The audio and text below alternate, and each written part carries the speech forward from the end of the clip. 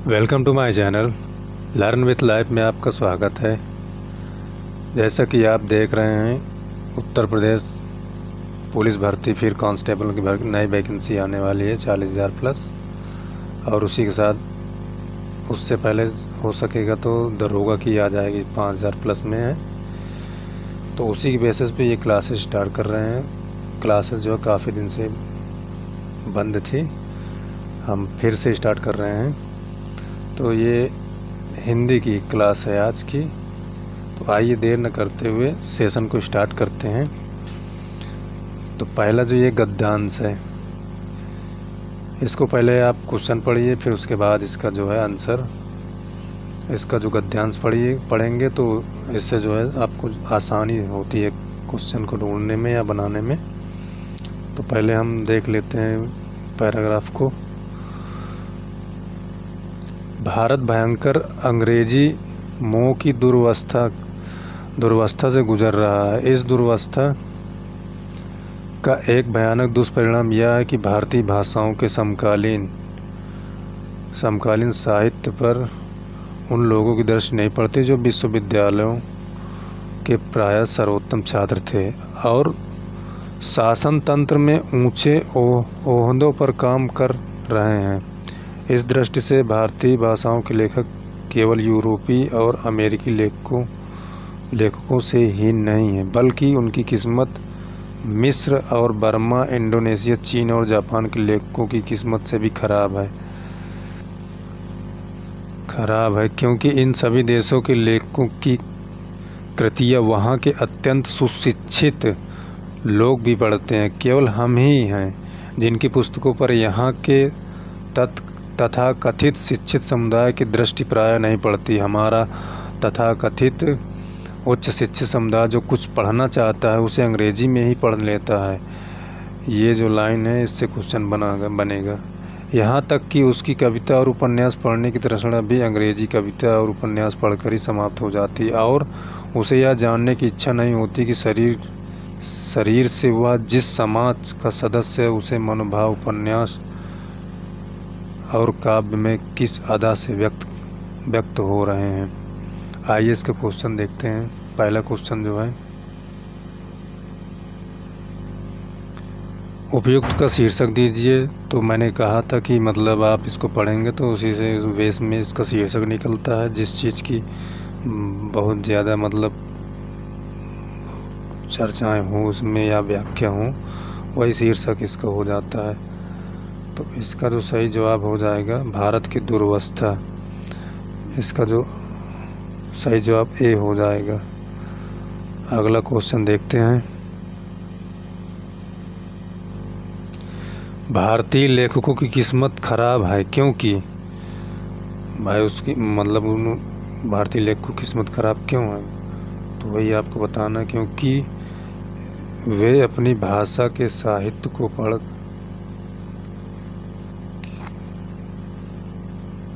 क्योंकि वे अपनी भाषा में नहीं लिख सकती है। नहीं, ये गलत है। वे अपनी भाषा के साहित्य को पढ़कर अपने समाज का हाल चाल, ये भी नहीं है। इसका तो सही जवाब हो जाएगा आपका, वे अपनी बात भारतीय शिक्षित पाठकों तक पहुंचा नहीं पाते। इस बात से भारतीय लेखकों की किस्मत खराब है। तो सही जवाब जो हो जाएगा सी नंबर हो जाएगा। अगला क्वेश्चन देखते हैं। भारतीय भाषाओं के साहित्य के प्रति समाज के किस वर्ग में अरुचि की भावना है। तो किस वर्ग के लोगों में है, तो सुशिक्षित लोगों के प्रति है। इसका सही जवाब जो हो जाएगा बी नंबर हो जाएगा। अगला क्वेश्चन देखते हैं। भारतीय भाषाओं के लेखक अमेरिकी, यूरोपीय तथा चीन, बर्मा, जापान के लेखकों से भी हीन है क्योंकि मतलब इन सब देशों के कंपेयर में वो भारतीय भाषाओं बहुत मतलब विहीन है। क्यों, तो इसका जो सही जवाब हो जाएगा, उनके साहित्य को भारत के सुशिक्षित लोग नहीं पढ़ते थे। इसका सही जवाब जो हो जाएगा डी नंबर। अगला क्वेश्चन देखते हैं। भारत का सुशिक्षित समाज और समाज कौन सा साहित्य पढ़कर संतुष्ट हो जाता है, तो इसमें मैंने वो भी आपको पढ़ के दिखाया कि उस अंग्रेजी में उसको पढ़ के अब उन लोग संतुष्ट हो जाते हैं। अगला क्वेश्चन देखते हैं, निम्नलिखित में से कौन सी भाषा पश्चिमी हिंदी से संबंध रखती है? तो जो पश्चिमी हिंदी से संबंध रखती है वो हो जाएगी बांगरू भाषा। इसका सही जवाब हो जाएगा सी नंबर। अगला क्वेश्चन देखते हैं, निम्नलिखित में से नहीं कौन से प्रकार का रीतिवाचक क्रिया विशेषण है? नेगेटिव का जो वो करा है वो आप जानते हैं कि निषेधवाचक होता है। इसका सही जवाब हो जाएगा डी नंबर। अगला क्वेश्चन देखते हैं, नलिन और राजीव शब्द निम्नलिखित में से किस शब्द के पर्यायवाची हैं? तो पर्यायवाची शब्द से भी क्वेश्चन बनते हैं। तो नलिन और राजीव जो है कमल के पर्यायवाची होते हैं। तो सही जवाब जो हो जाएगा ए नंबर। अगला क्वेश्चन देखते हैं, पूर्व और उत्तर के बीच, इसमें डायरेक्शन से भी क्वेश्चन बनते हैं। पूर्व और उत्तर के बीच की दिशा को किस नाम से जाना जाता है? तो पूर्व और उत्तर के बीच की, जैसे ये डायरेक्शन हो गई, ये वाली डायरेक्शन पूछ रहा है तो इसको ईशान कहते हैं। अगला क्वेश्चन देखते हैं, किस विकल्प में शब्द श्रुति सम भिन्नार्थक का सही अर्थ भेद है? सही अर्थ भेद है तो वो जो हो जाएगा डी नंबर। प्रकृत एक भाषा है, अब प्राकृतिक एक यथार्थ है। इसका जो सही जवाब जो हो जाएगा डी नंबर। अगला क्वेश्चन देखते हैं, निम्नलिखित में से किस वाक्य में शुद्ध वाक्य है? तो शुद्ध पूछा जा रहा है कि अशुद्ध पूछा जा रहा है, ये लास्ट में आप जरूर ध्यान दीजिए। तो इसका जो सही जवाब हो जाएगा डी नंबर। वह ऑफिस में बैठा मेरी प्रतीक्षा कर रहा है। लड़के अध्यापक को प्रश्न पूछते हैं, ये गलत हो जाएगा।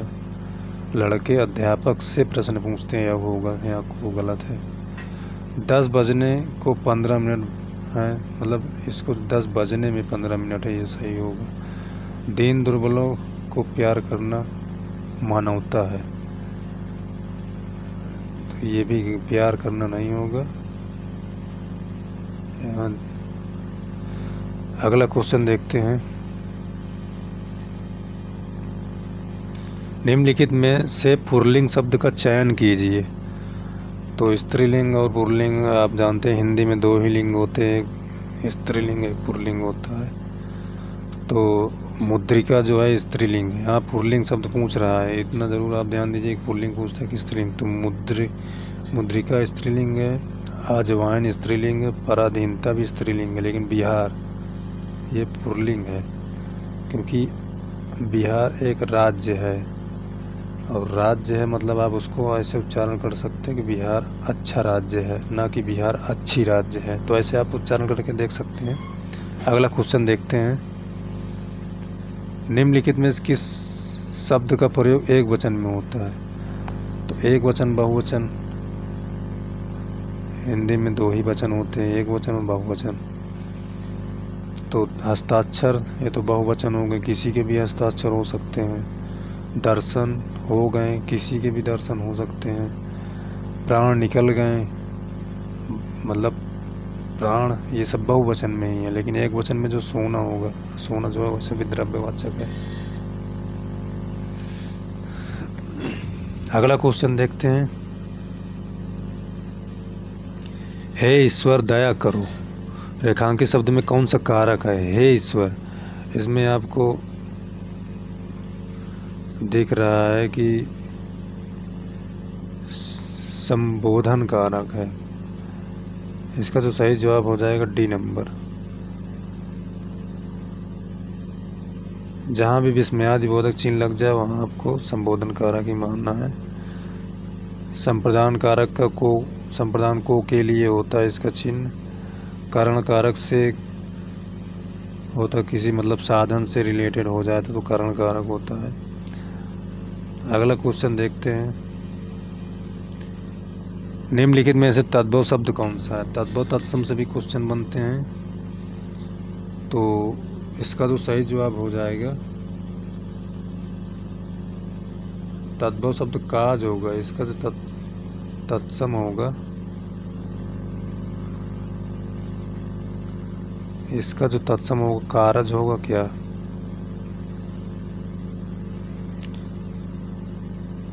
ताप तत्सम शब्द है, शांति भी तत्सम शब्द है, जलधि भी तत्सम शब्द है। अगला क्वेश्चन देखते हैं।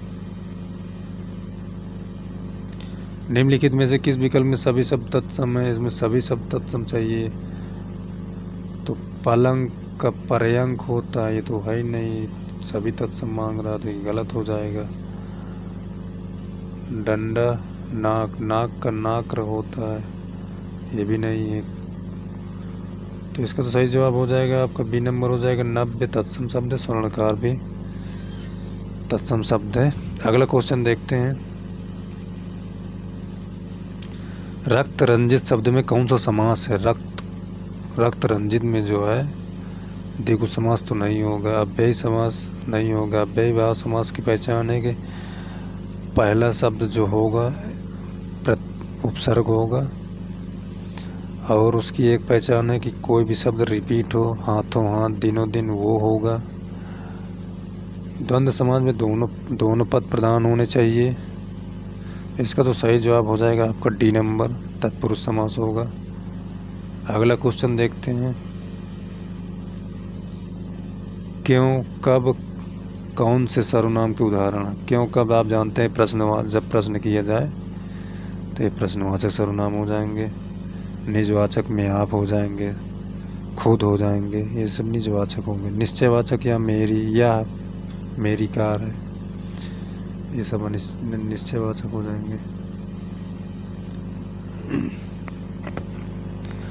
मदिरालय शब्द के संधि विच्छेद का चयन कीजिए, तो संधि विच्छेद जो इसका होगा मदिरा प्लस आलय होगा, इसका तो सही जवाब हो जाएगा ए नंबर। अगला क्वेश्चन देखते हैं। अवतरण चिन्ह को और किस नाम से जाना जाता है? तो अवतरण चिन्ह को और मतलब अन्य नाम से जाना जाता है वो है उद्धरण चिन्ह। कोष्टक चिन्ह को तो आप जानते हैं, ऐसे कोष्टक लग जाता है, छोटा हो जाता है, फिर ऐसे लग जाता है, इसको मजला कहते हैं। ये बड़ा हो जाता है, ये बार वाला कोष्टक हो जाता है। योजक चिन्ह आप जानते हैं, ऐसे होता है। निर्देशक चिन्ह। अगला क्वेश्चन देखते हैं। सतसई शब्द में किस प्रकार के संख्या बोधक विशेषण का प्रयोग है?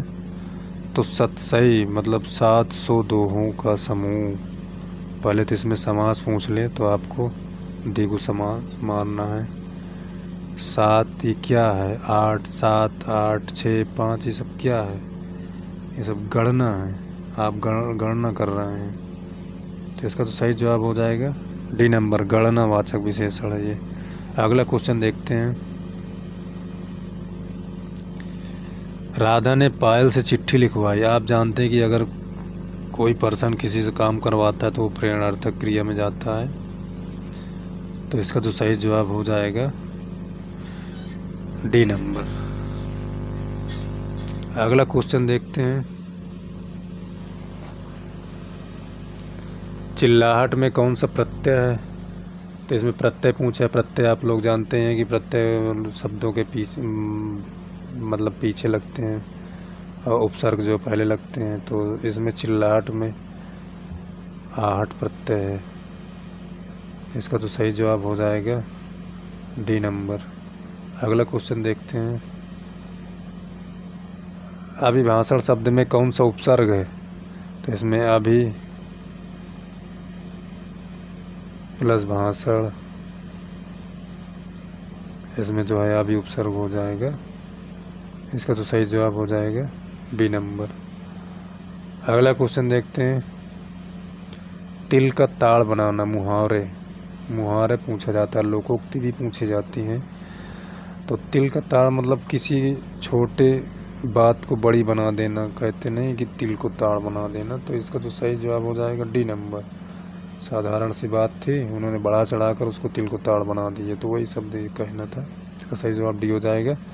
अगला क्वेश्चन देखते हैं। परोक्ष का विलोम क्या होगा? तो आप जानते हैं प्रत्यक्ष जो हमारे सामने प्रमाणित हो, तो प्रत्यक्ष मतलब हमारे सामने घटित हो कोई घटना, परोक्ष मतलब हमारे विदाउट हमारे मतलब रहे घटित हो जाए तो उसे परोक्ष कहते हैं। अगला क्वेश्चन देखते हैं।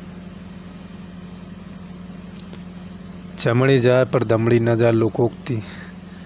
लोकोक्ति का भी क्वेश्चन पूछते हैं, कौन सा है इसमें? तो इसका हो जाएगा अत्यधिक कंजूस होना। इसका सही जवाब जो हो जाएगा बी नंबर हो जाएगा। अगला क्वेश्चन देखते हैं, क्रोध किस रस का अस्थाई भाव है? तो रस के अस्थाई भाव भी पूछे जाते हैं।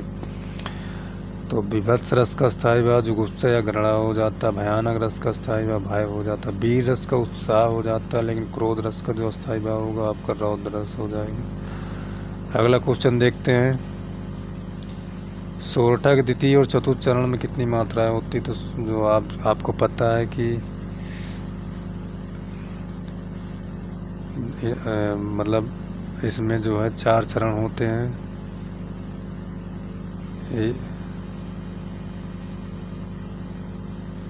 1 2 3 4 चरण हो गए, जिसमें ये पहला हो गया, दूसरा हो गया, तीसरा हो गया, चौथा हो गया। ये जो है विषम चरण हो गए, ये जो है सम चरण हो गए। आप जानते ही इवन नंबर ऑड नंबर 2 4 हो गए, ये ऑड 1 और 3 जो ऑड नंबर हो गए। तो इसका जो पूछा है कि द्वितीय और चतुर्थ चरण में, तो ये वाले और ये वाले में, तो इसका तो सही जवाब हो जाएगा सी नंबर, 13 मात्राएं होती हैं। अगला क्वेश्चन देखते हैं,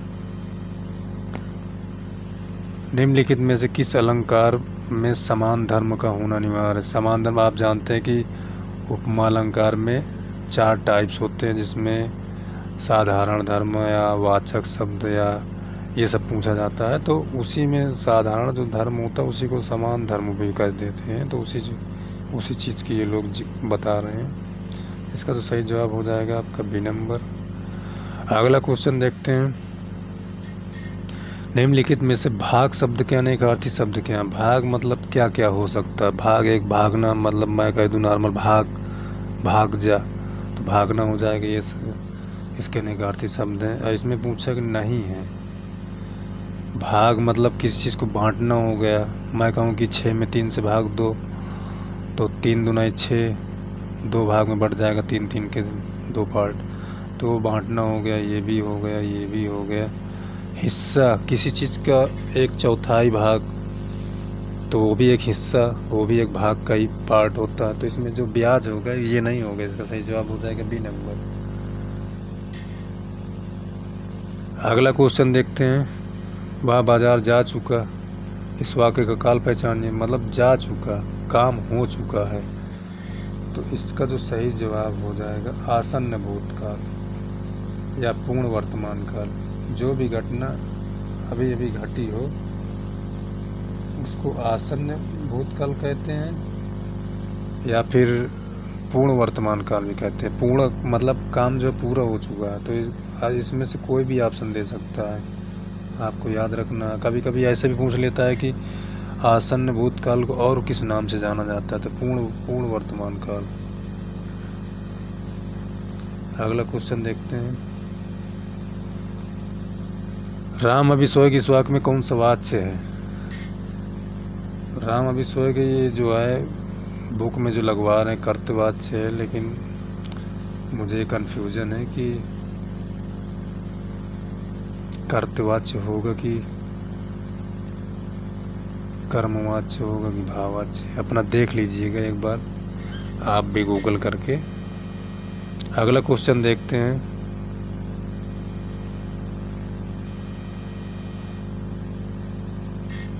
निम्नलिखित में समुद्र शब्द का पर्यायवाची शब्द कौन सा है?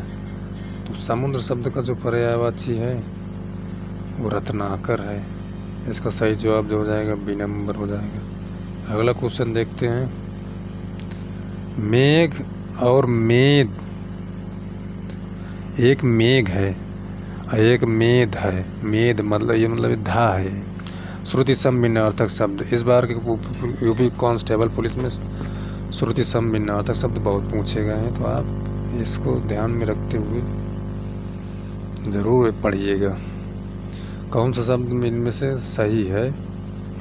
तो मेघ मतलब क्या होता है? बादल होता है। तो यज्ञ और यज्ञ वाला तो ऑप्शन कट ही जाएंगे दोनों।